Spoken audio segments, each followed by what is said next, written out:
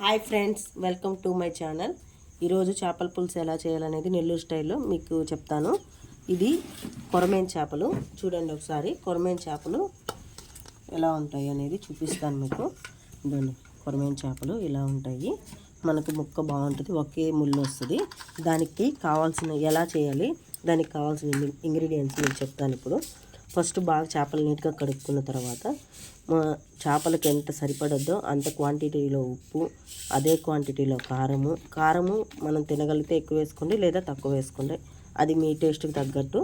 అలాగే పసుపు, అల్లం, తెల్లగడ్డ, ఎర్రగడ్డ కలిపి 3 కలిపి పేస్ట్ చేసుకొని 3 కలుపుకోవాలి. ఇట్లా కలుపుకోవాలి. 3 కలిపి ఇట్లా కలుపుకున్న తర్వాత మనం చింతపండు పులుసు యాడ్ చేసుకోవాలి. ఇదండి దీనికి క్వాంటిటీలో 150 గ్రామ్స్ చింతపండు తీసుకున్నాము.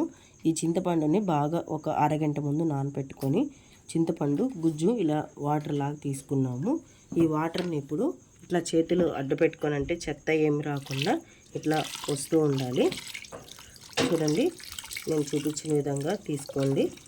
ఇలా తీసుకోవడం వల్ల ఏంటంటే మనకి ఏదైనా ఇదేంటి ఇలా చెత్త ఏదన్నా ఉంటే తీసేసుకోవచ్చు మనం మళ్ళీ. అందుకని ఇలా తీసుకొని పులుసుకైతే మనం పులుసు బాగా చేపలు మునిగేంత వరకు మనం ఈ పులుసుని పోయాలి. అలా ఎందుకు మనం ఎక్కువ క్వాంటిటీలో తీసుకుంటున్నాం అంటే చేపల పులుసు ఉడికేకుండి టేస్ట్ వస్తుంది కాబట్టి దానికి తగ్గ క్వాంటిటీలో ఇప్పుడు మనం ఇలా తీసుకుంటున్నాము. ఇదే ఫ్రెండ్స్, ఇలా చూడండి. మనకు లాస్ట్కి వచ్చేసరికి చెత్త ఇలా వచ్చేసింది. ఆ చెత్తని తీసి పక్కన వేసేయాలి మనము. ఇప్పుడు ఇది బాగా ఒకసారి మళ్ళీ ఇలా చేయి పెట్టి కలపెట్టుకోవాలి. ఏంటంటే ఉప్పు, ఎర్రగడ్డ, దీంట్లోనే మనం టమాటా ముక్కలు కూడా వేసుకున్నాము. పెద్ద సైజు టమాటాలు ఒక 3 వేసుకోండి, టేస్ట్కి బాగుంటుంది మీకు. ఇలా కలపెట్టుకున్న తర్వాత పొయ్యి మీద బాండీ పెట్టుకున్నాము. ఆ బాండీ చూపిస్తాను మీకు ఇప్పుడు.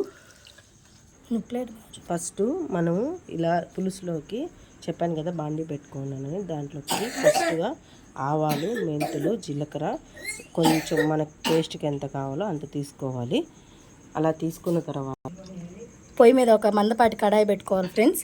అందులోకి నూనె చేపల పులుసుకి చాలా ఎక్కువ పడుతుంది. ఒక 1/4 కేజీ నూనె వరకు వాడాము మేము. అందులో ఇందాక మీకు చూపించాం కదా ఇంగ్రీడియంట్స్, ఆవాలు, జీలకర్ర, మెంతులు, వీటిల్ని ఆ నూనెలో వేసి బాగా వేపుకోవాలి. ఇవి వేగిన తర్వాత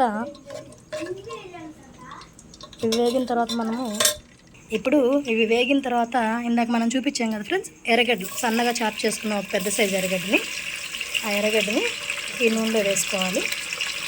గోల్డెన్ కలర్ వచ్చే వరకు దాన్ని ఫ్రై చేసుకోవాలి. ఇప్పుడు ఎర్రగడ్డలు గోల్డెన్ కలర్లోకి వచ్చేసి ఫ్రెండ్స్, ఇందాక మనం కూరలోకి ఒక 3 పెద్ద సైజు టమోటాలు వేసుకున్నాము. ఇప్పుడు కరివేపాకు యాడ్ చేస్తున్నాం దీంట్లో.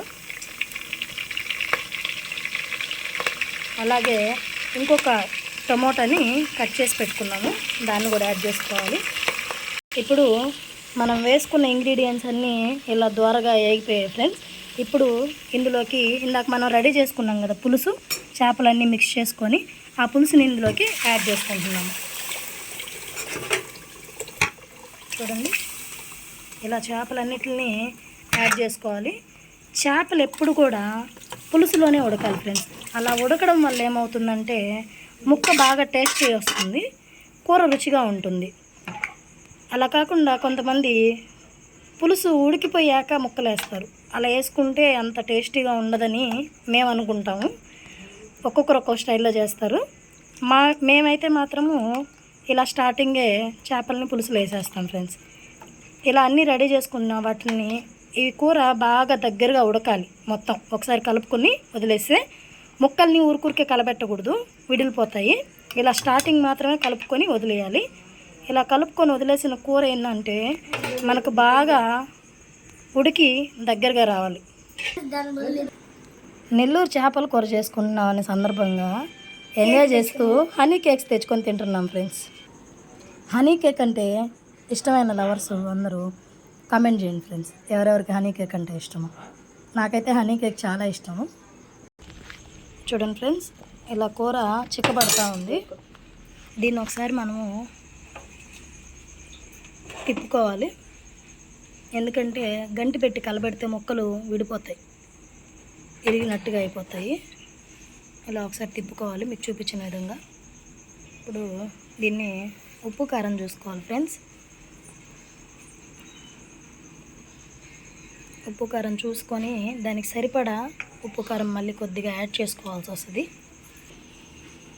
ఇందాక వేసుకున్న కారంతో పాటు ఇప్పుడు మళ్ళీ ఇంకొక 2 స్పూన్లు కారం వేసుకున్నాం ఫ్రెండ్స్.